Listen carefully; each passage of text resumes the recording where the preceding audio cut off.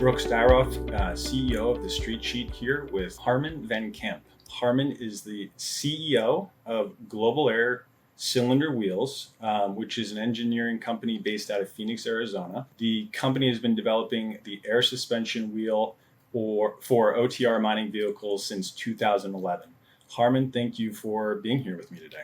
Thanks for the invitation, Bruce. Tell me a little bit about the company first, then I want to kind of jump into who you are. But give me the elevator pitch for the company. Yeah, so we're a engineering company, as you said.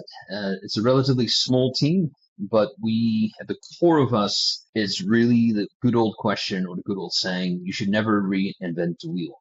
And we actually just did that. Speaking with a lot of people, they always say, why would you touch something that works? And the founder of the company, Dr. Zoltan Kemeny, my partner in the business, he always doubts everything. He's a multiple and serial inventor. Many different disciplines, from architecture to seismology to mechanical engineering. And he looks at the world differently. And he saw these wheels, and he actually saw a tire fire whilst he was working for a mechanical engineering solution for diesel emission engines back in 2011. And he realized how inefficient tires really are. And that's not only on safety, but also on disposal, environment, and cost and everything that comes with it. So he reinvented the wheel literally by creating the air suspension wheel, and that's really where it led to us and where we are now. Awesome. And I love that quote, because that's what you told me the first time we spoke, that you guys did in fact reinvent the wheel. I want to get into how this wheel differentiates, compared to conventional wheels that have been on the market. But before we do, tell me about you, your background. Where'd you grow up? Some fun anecdotes, right? Where do you live now? Tell me, who is Harmen van Kamp? So I'm Dutch, and that's the name usually is a dead giveaway. Behind me, you can see where I grew up, Amsterdam. That's my hometown. I lived there for quite a while. Did my macroeconomic studies and business development in Maastricht. Worked in Germany for a while. Then kind of seen it all. The country just became too small for me, and moved to Barcelona. Met my future wife there. If you want to know a funny fact, we're actually born on the same day, the same month, and the same year. I'm only 5 hours older than she is. Yeah, so I never missed that anniversary. And then we managed to marry on the 29th of February, which is only every 4 years. So at least at that bit, I'm good. Moved to England for a while. I introduced as the first international sales manager for Vitamix blenders, the blenders overseas into Europe on the home front. So they were there commercially ready, but no one has done it on the home appliances. My background really is always into looking for innovative products into old markets. So I've done a frozen coffee introduction to Germany before they even heard of Starbucks, and I did the blenders into England. Sold all kinds of things, because then we moved to South Africa. There I introduced UV light treatment systems for water filtration systems for swimming pools. Everyone has got the chlorine in it, and I did it with UV. Again, something completely breakthrough in that market. We fell pregnant, moved back to Mexico. I say back to Mexico because my wife is Mexican. Lived in Mexico for 10 years, had 2 children there. My business there was, I got involved through a neighbor of a neighbor with mining, but it was in the exploration mining industry. So it's really before prospecting, really before a mine exists, working together with geologists, see where the commodity is, and where the vein is, and how it goes, and how much worth it is before they build a mine, before the junior mining companies. Done that for a couple of years, and if you're from a mining background, understand mining, it's almost biblical, 7 fat years, 7 meager years. We went into a downturn, we split ways, and that's when I met through a friend of a friend, Dr. Zoltan Kemeny, my current partner. Currently live in BC, Canada. Mexico is a very beautiful place to live, but it was getting a little bit too dangerous really for us where we lived, particularly having the smaller kids. So that's in a nutshell what I've done personally, and been involved with the wheel company as a co-founder now, and currently CEO as of last year, or a year and a half by now, for over 10 years. Amazing. Amazing. And that's a good segue because I think you guys, if I remember correctly, are focusing you're niching down a little bit to start, which is focusing on the mining sector, if I'm not mistaken. And tell me, like, prior to your entrance into the market, what did wheels look like in this space, right? Like, what did and maybe do they look like, and how are you guys trying to kind of reinvent that so that they look different and hopefully higher ROI, easier to dispose? Like, I want to get into the disposal part of it because there's a incredible picture on the website of tires being thrown away and how much they pollute. It actually just looks terrible. But what did the market look like before you guys got into it? Yeah, and unfortunately enough, that is the reality. The pictures that you saw, it's nothing AI about that. How does it look like? Well, these enormous mining trucks, arguably the largest vehicles in the world on the ground. They run on normal rubber tires, as in normal rubber tires, just like you have on your passenger car, just with a 15 feet overall diameter. They're just absolutely massive. In contrast to popular belief, they're actually highly complex systems that have up to 200 different materials in there, from steel wiring. Give you an example, in these large wheel sizes, and there's about a ton and a half of steel wiring in it, loads of heavy metals, tons of different kinds of plastics, and they're just being pumped up, just like your bicycle tire. The only difference is it takes them about an hour, hour and a half to put enough air into those wheels to inflate them. The pressure isn't even that high.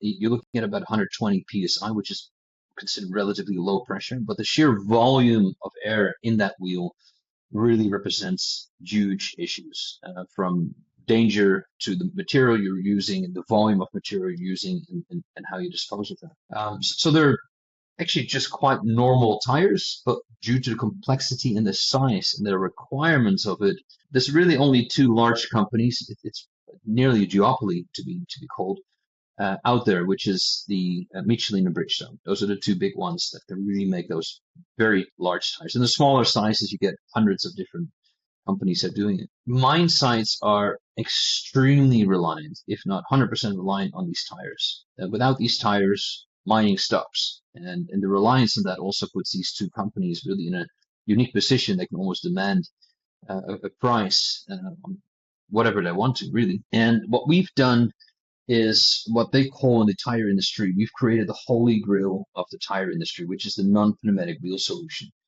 And we rethought it entirely. So whenever I start a pitch to uh, a client, or even on a presentation, I always start with, please, everything you understand about a rubber tire, you need to forget about that.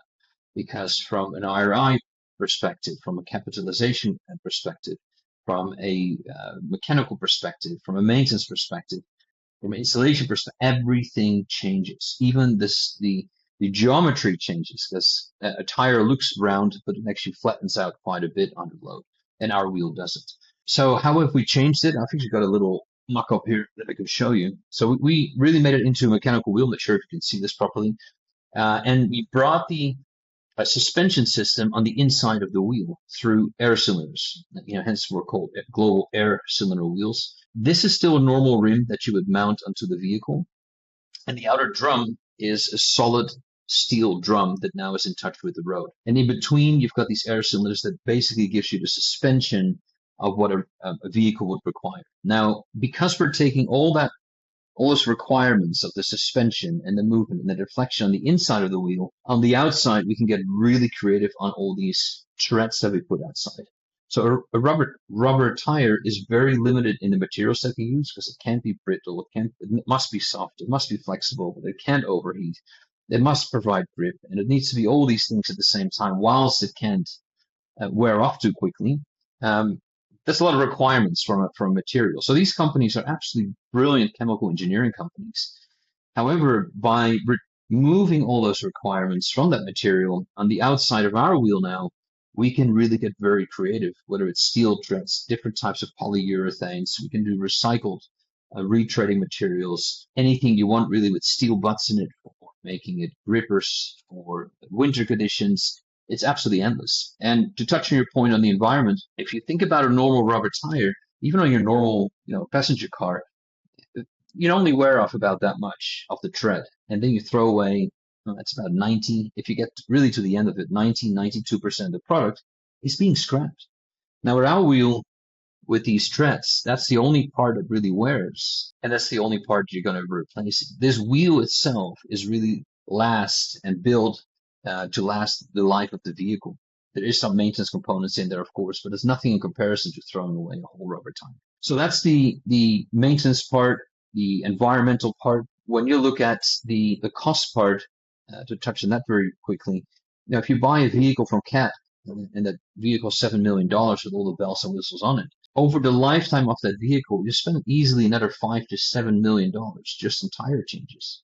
People don't realize how much that is. Now, having a wheel where you only replace the part that you consume, you'll bring down that cost absolutely significantly over the lifetime of the vehicle. Perhaps a higher upfront cost, but mine sides really look at the cost per hour rather than how much it is upfront. Environmentally, it's entirely rebuildable.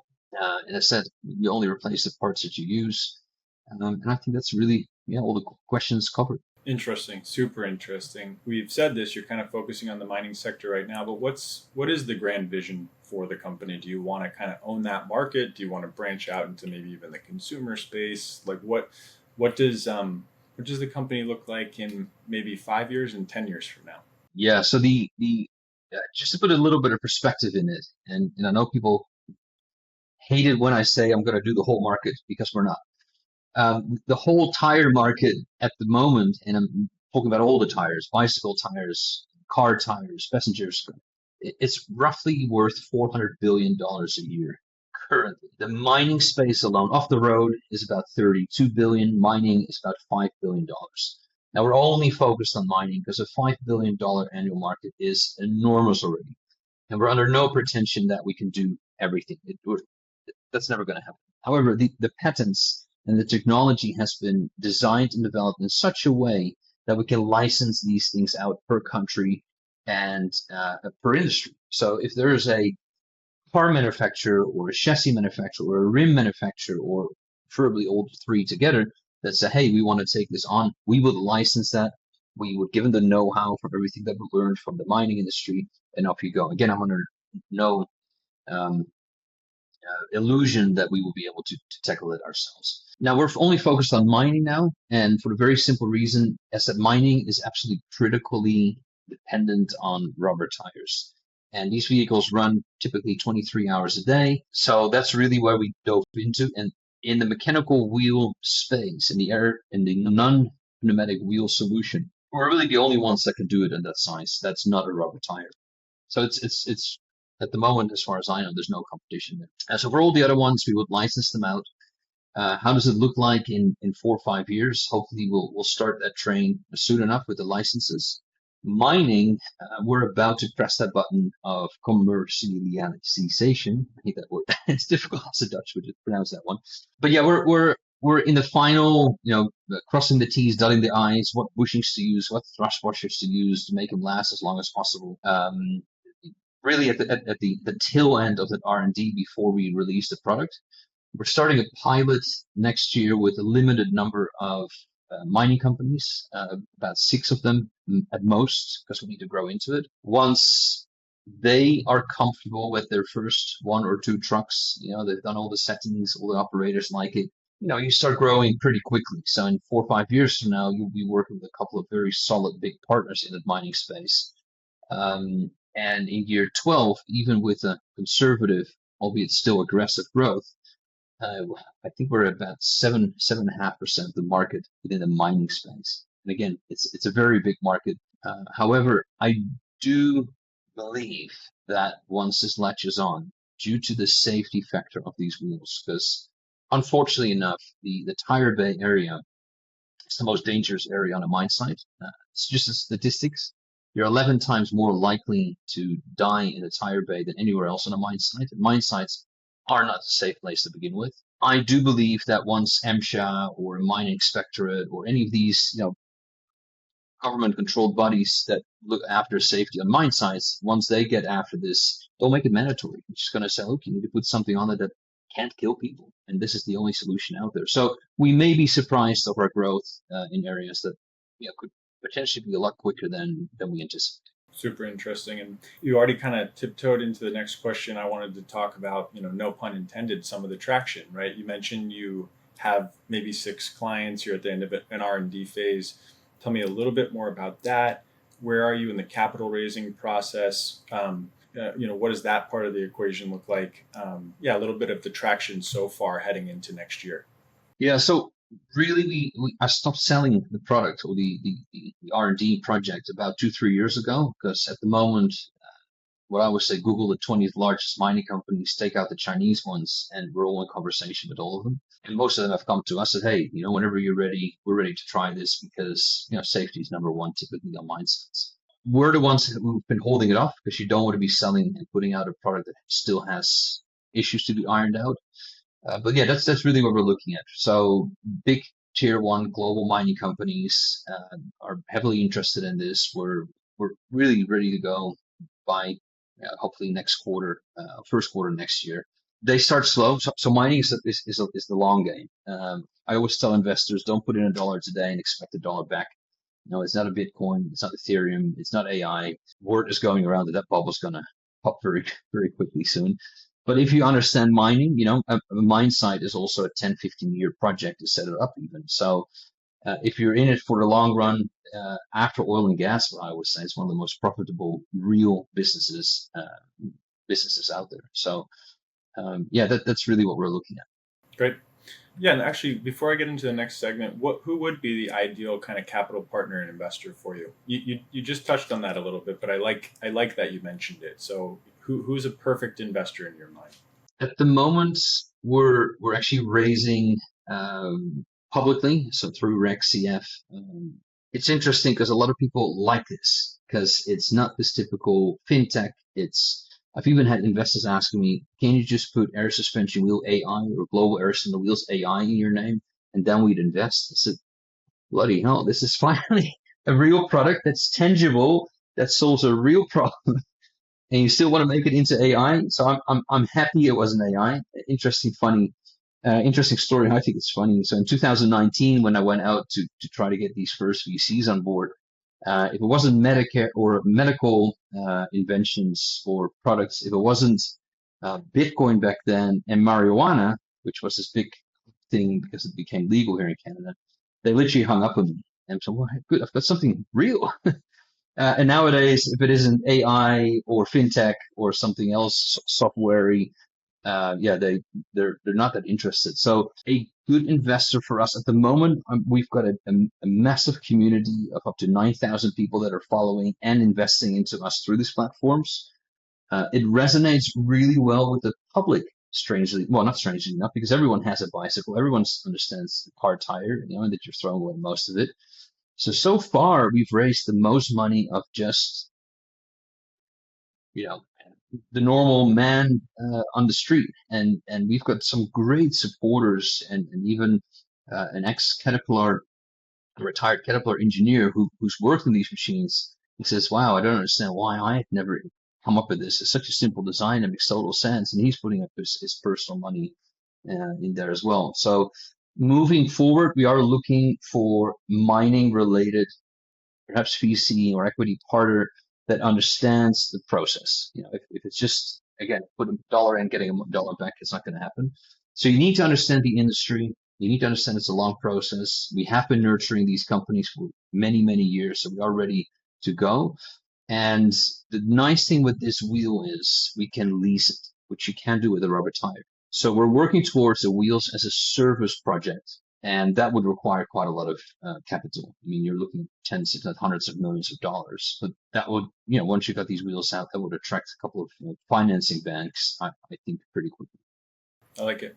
I want to kind of pivot slightly, because it was a great overview of the business and where you guys stand right now, to just some conversation that I know, at least I think our audience would like, and a couple questions that, just help position where your head's at when it when you think about the macro environment, maybe some micro as well. One of the questions that I was personally curious in asking you, because you are from Europe, you're worldly in the sense that you lived in Mexico and Canada, but as a Dutchman, being from across the pond, kind of working in North America, what do you see on the macro level, the comparison between maybe Europe and, I want to say, the States, but we can kind of broaden it to North America? It's vastly different. And I do read these reports a lot about the investment environment in comparison to what it's here and over there. Europe is a lovely place. But when I speak to my buddies and we're saying, and I'm talking about, oh yeah, I need 5, 6, 7 million, they nearly get a heart attack. Because anything over $100,000 is unimaginable, unfathomable amount of money. And in that sense, I do think that Europe is getting stuck a lot. It's falling massively behind on investments. And the reflection of that is in mining. With all the geopolitical tensions that are going on, all of a sudden they realize, oops, we need to start mining our own stuff because we can't buy it from all these other places anymore. And now they're realizing, oh, well, I can't just open a mine. It takes 10, 15 years.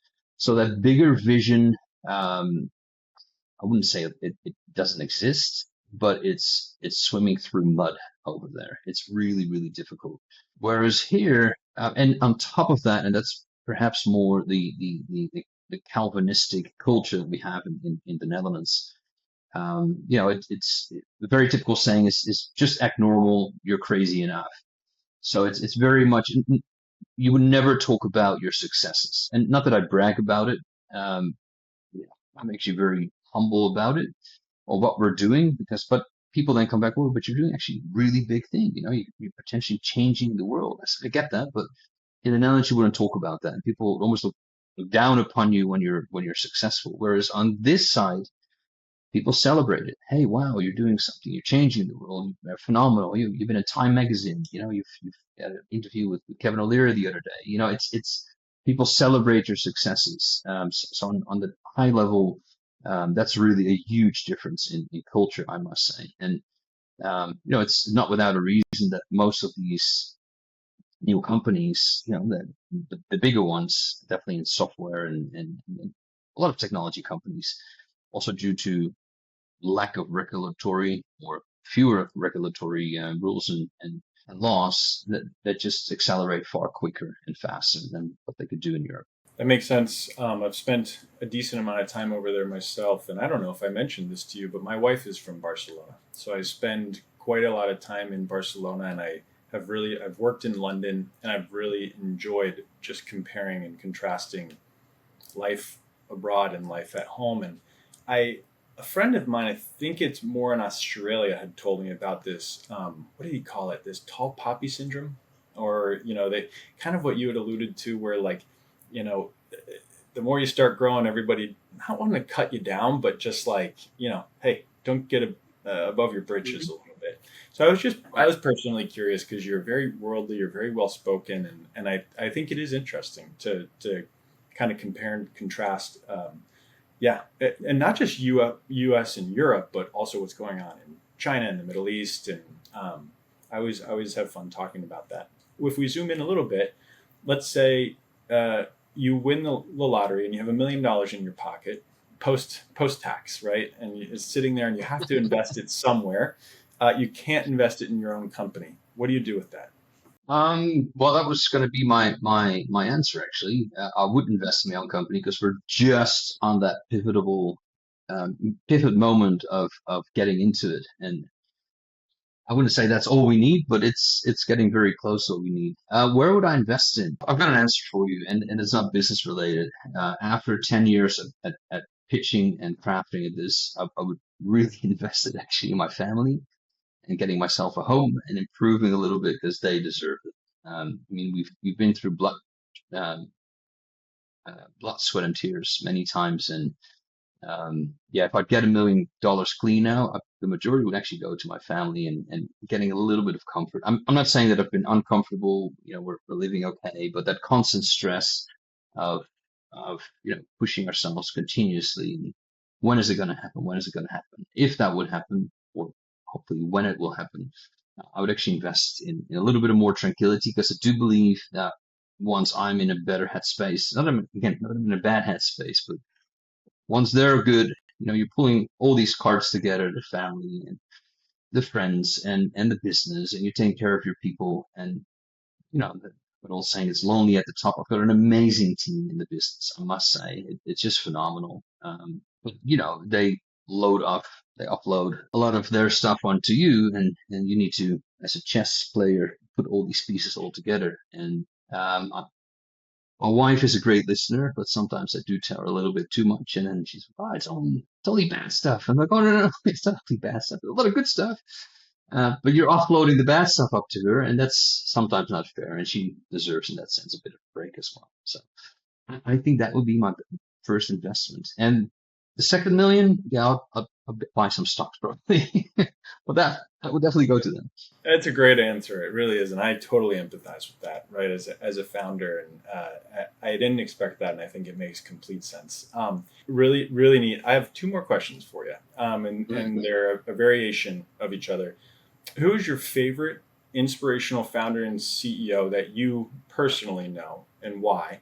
And then part two is, who is your favorite inspirational founder and CEO that you don't know but you love following, and why?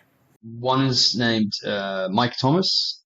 He was MD of a company called Flextronics, Flex nowadays, the antagonist of Foxconn. They used to make the Blackberries. He was our neighbor. Was our neighbor in Guadalajara, and he really, because he managed thousands of people in Mexico. He's from Wheels, and he really pushed me and gave me the confidence in becoming the CEO of this company. And he's given me so many stories on how to manage people, and that it's about them and not about you. Um, he told me so many fun stories about how these companies work, and it's just absolutely incredible. Fearless and onto the target. And he says, "Look, just go for it." He's been definitely that inspiration for me to to do what we're doing now. And he's always been one of the biggest supporters of, hey, Harmen, now pull through and persevere, because that's the thing it's the downfall of most people that start businesses. The one that I would have liked to get to know, it's actually my namesake. It's the CEO of an army, a general. It's called General Arminius. It's a wonderful story, and he's the general that became the downfall of the Roman Empire. Which brings us back to, how often have you thought about the Roman Empire this week, Brooks? When you get to be our age, I at least yeah, at yeah, least twice a week. that's what happens. It's what happens. It's what you do as a guy. No, he's a massively inspirational story. Actually, on Netflix, it's in German, so not everyone gets it as a suggestion. It's called Barbarians, and it's about his life. It's in 6 AD. He was a son of a Cheruscan, which is a German tribe, barbarian chieftain, and he was taken away by the Romans as a trophy, and he became one of the highest cavalry generals in the Roman Empire. Obviously, spoke both languages, and then he found out that he was actually a barbarian. And then he turned against the Roman Empire, and he absolutely obliterated the 18th and the 19th legions in the Teutonic Forest. It's absolutely an amazing story, and yeah, what this guy went through is just very, for me at least, very inspirational. So yeah, there's a lot of these stories. Obviously, the obvious one, the Marcus Aurelius, what he's done is also incredible, but because I got my name from this general, it hits home, and it's hyper interesting what these people have done at that age, and at a very young age. What these people did is just phenomenal, and literally, changed history forever. Because from there, whatever came out of it, the break of the Roman Empire, and yeah, that's the one I would say. I love it, and I'm a huge history buff, because when you're dealing with a lot of modern day problems, if you can take 10 minutes to read, I'm reading a book about kind of 4 months before the Civil War in the U.S. Demons of unrest, and so it talks a lot about the country and Abraham Lincoln, and I've also read a ton on like even just the Pilgrims and the Wild West. I'm a big fan of American history, and I think what these people had to go through just pales in comparison to what my quote unquote problems are on a daily basis. So I find it very inspiring and like almost comforting and reassuring in a lot of ways, that it's like, okay, if that's what they had to go through, I'm sure that I can deal with my little email problem tomorrow. So I like that, and I'm definitely going to look into the Netflix series, because I've watched a few series that with captions, and they're still wonderful. I thought you had a newborn to deal with. That's why I'm up at night. So I gotta have something. I gotta have something to watch. But Well, well, it's this has been it's great. incredible because I live up in BC, Canada, and the rugged terrain. As soon as you get the off-road part, I'm thinking, how on earth did these people ever, these trappers, walk or whatever they took, go from it's a vast thousands of kilometers from one side to the other side, and there were no roads.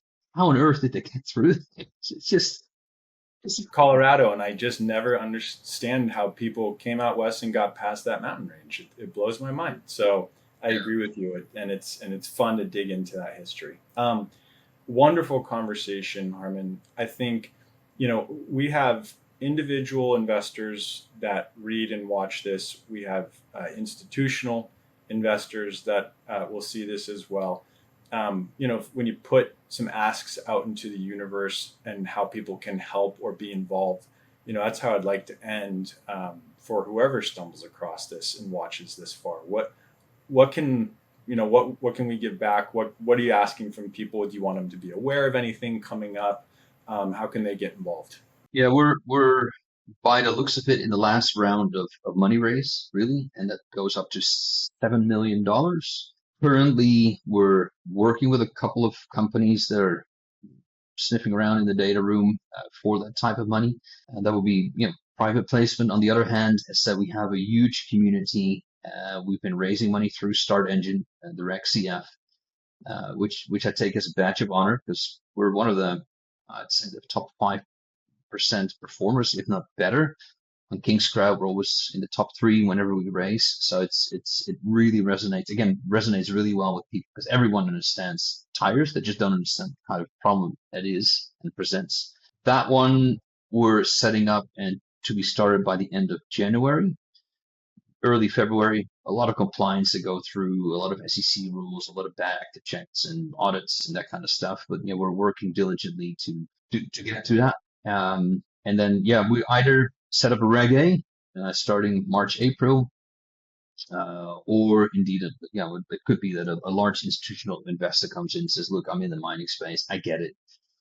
This is hyper important, and grow together with us." So that's really the takeaway from our side on the investment. And I'd be delighted to have something like that, just because then I can really focus on growing the business, strategize other than continuously and always every day raising. It's a lot of fun meeting a lot of people, but it's also very draining.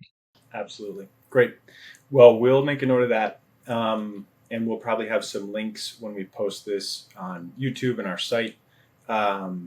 And I thank you for the time today. I know you and I will be in touch. But any final words? And if not, that this was a great conversation. Have a great weekend. And if you want to reach out again, I mean, also on a personal level, it's always great chatting to you, Brooks. And good luck with it when you want. Thank you very much. Take care.